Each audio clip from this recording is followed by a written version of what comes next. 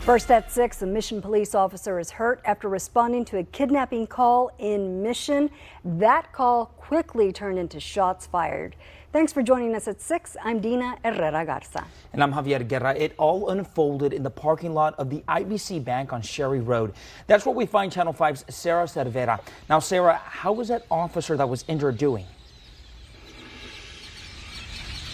Javi, that officer is expected to be okay. The Mission police chief didn't specify what type of injuries he got or if he was shot, but we're told that those injuries are non-life threatening. And as you can see behind me, it's still a very active scene. Yellow tape is still up surrounding the parking lot of the IBC Bank where everything unfolded. And Mission police, actually, if you look over this way, my photographer can pan and show you this truck.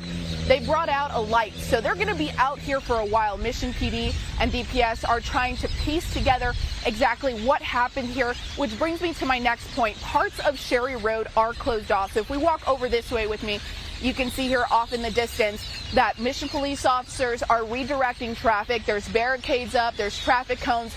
So the parts of Sherry that are closed, if you plan to head out here, find alternative routes, because from Victoria Street all the way down to Ruby Red Boulevard, this section of Sherry will be closed off. But as you mentioned earlier, Javi and Dina, this all started off as a kidnapping call that ended with shots fired.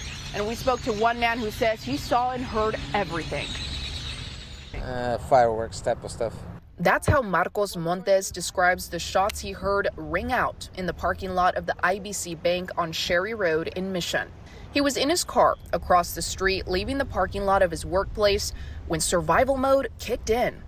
Duck my head and wait to see what the last shots were fired, and then pick my head up. That's when I saw the gentleman run away.